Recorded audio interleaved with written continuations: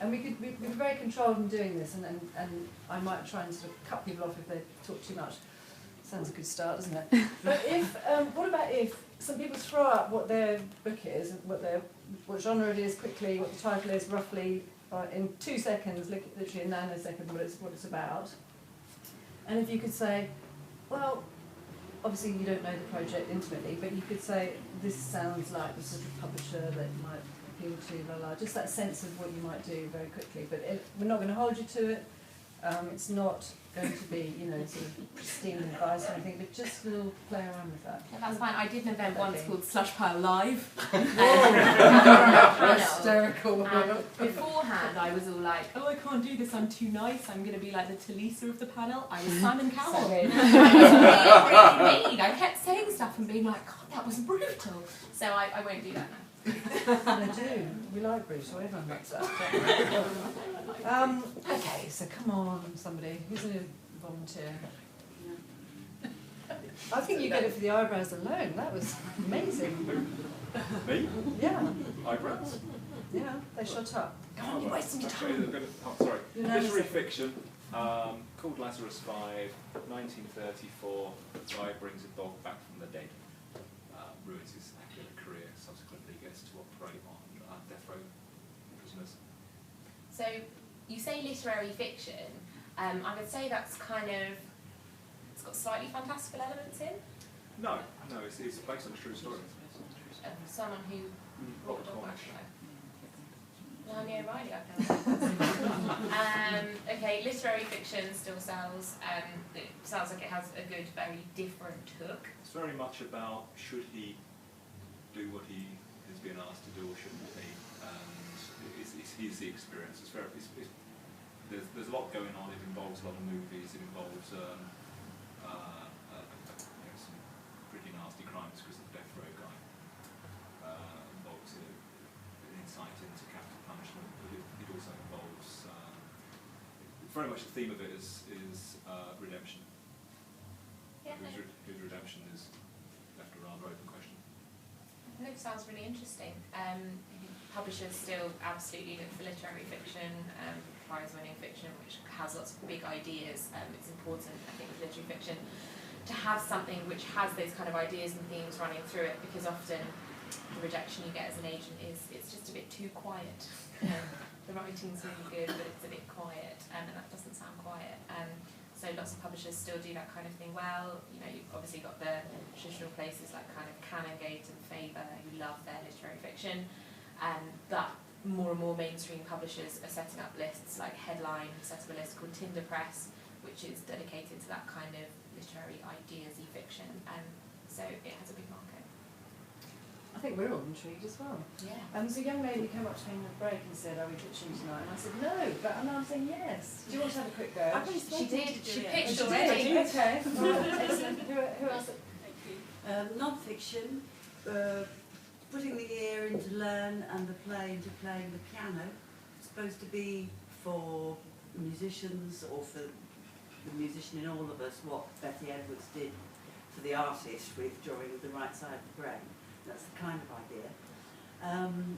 It's a book, but it's also supposed to be standalone with drawings and sounds, because it's about learning to play by ear, for people who don't like reading very much. But the target audience would be adults with time who want to play the piano, improve playing the piano. I would say something like that is fairly specialist, so it's not necessarily something that an agent would necessarily represent. What I would suggest your best bet is going to kind of music presses and places like that, and lots of smaller specialist presses. They don't require you to have an agent at all, and they should give you submission guidelines for what exactly you should be sending them. I also think a good idea for something like that is to blog about the pain. So, for instance, when I was listening to that, I'm learning guitar with my daughter, and I'm completely rubbish. Some weeks I'm better because I practiced beforehand without telling her. If you could talk about how painful it is to learn to play, and blog around that and be funny about it, it's kind of another way in. I don't know, another. Do you know what I mean by that? Yeah, it's yeah. Another, and you can just see what develops from there, because then you might find actually it's a different book that you end up writing that isn't so specialist. And then you come back in front of somebody like Juliet. You know, yeah. You know. One book I'm writing is about moving to London, so the nightmare ideas and what to avoid when you're hunting for a flat. So it's called like flat mirrors. So practical points and then nightmares to be avoided with examples of what goes wrong. It's fun. Okay. How is it structured? Do's, don'ts, and then little stories. And how long is it? So far, not very long. It's about 7 chapters. Do you have like just a rough word count? Sorry, I have no idea how long your chapters are. Just about 20,000 words so far. Okay. Something like that is, again, quite specialist. What kind of audience would you be, I mean, can you compare it to any other books, or No. who would you be kind of hoping would buy it? New students coming to London or people visiting for the first time, for long stays. Again, I would say something like that you probably don't need an agent for. It's more a kind of direct publisher thing. You've got to think. I always say to people, you should write a book that you love. But if you're hoping for it to become commercial, you have to think to yourself, okay, which bookshops would stock it? Kind of who would be buying it? What other books would they have bought? This book's similar to mine. Look on the spine. Which publisher published it? That would be my advice when you're writing a project like that. And maybe something like that, you find a sponsor instead, like you make it a commercial kind of proposition, do you know? Because it's not just about, you know, the very traditional world of publishing, which is why, you know, Juliet's saying these things, like there are other avenues, Other books to routes. market. It might be something that, you know, you do with, you know, kind of lastminute.com, you know, well, not them, but, you know, that kind of thing. You do it with a brand and suggest it's a guide that they sponsor. The lady of bundles. This one? A travelogue, as I mentioned earlier, 87,000 words, a young person's experience of India, which documents my journey around the perimeter. Humorous, honest, includes a massive fallout with a 15-year best friend, all the letters that can happen with that, stuff. Being banned from like the Taj Mahal, Broken Pondicherry, but then also Golden Temple, just beauty of that, a really diverse, just honest.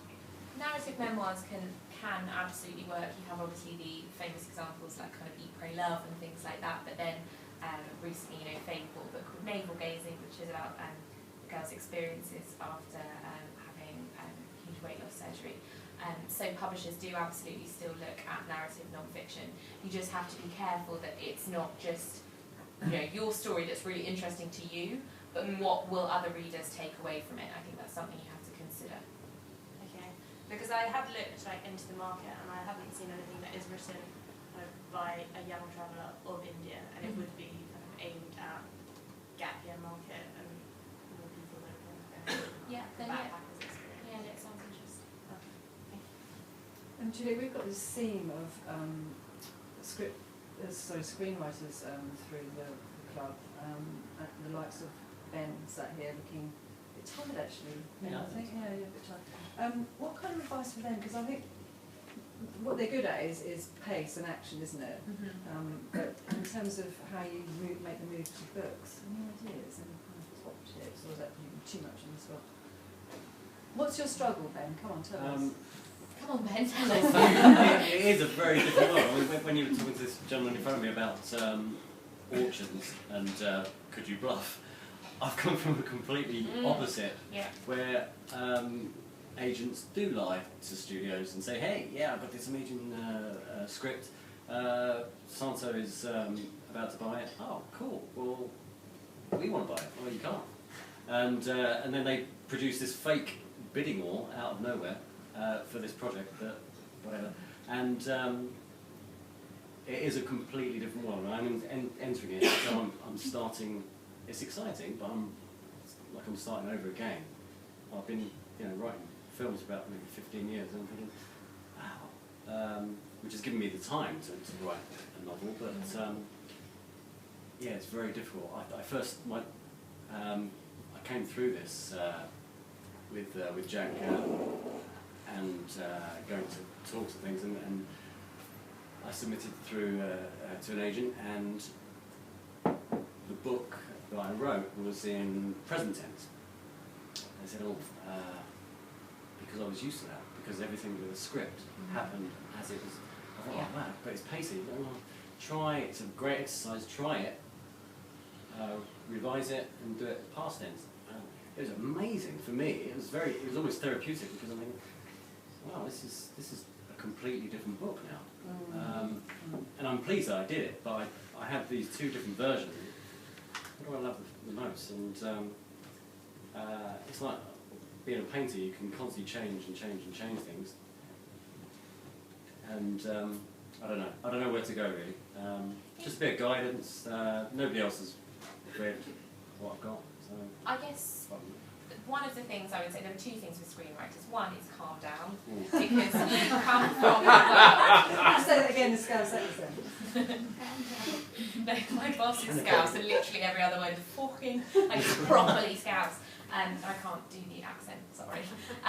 But no, seriously, with screenwriters, because you come from a world where everything is hype and everything is buzz, one of the things that drives me crazy that screenwriters do, I don't think you have done it actually, but lots of them do in their submission is like, yeah, I've got this studio already interested in the rights, I've got this agent doing that, I've got this agent doing this.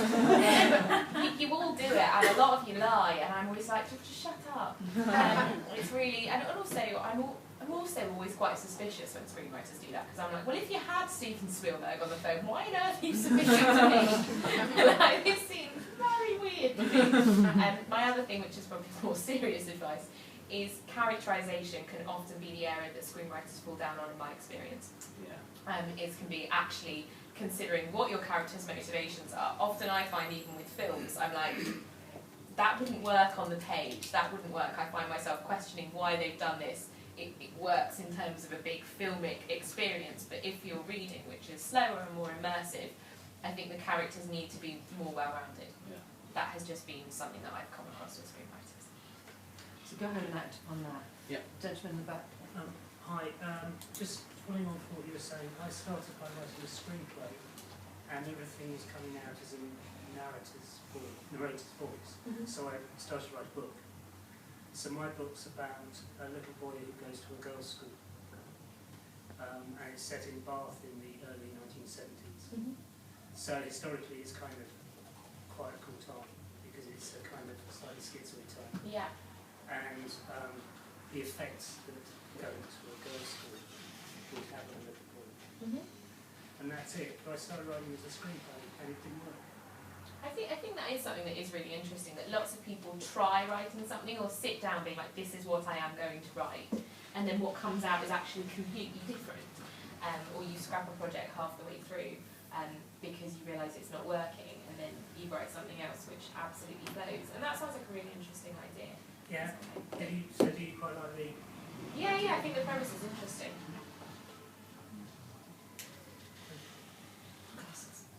I would say Jurassic Park t-shirt. One of my favourite books of all time, FYI. Not as good in the film version. Again, yeah. Put that near pipe and smoke it, screenwriter.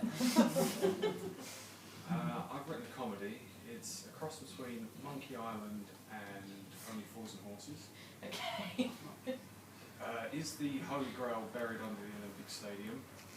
And why are pirates in the East End trying to dig it up? And is Maryland and East London part of America, because it's called Maryland? And can a pub get around the smoking ban by turning itself into an embassy? I see it sort of aimed at people like Jasper Ford, Douglas Adams. Okay, that kind of thing, so kind of comic, urban fantasy. Far-fetched fiction.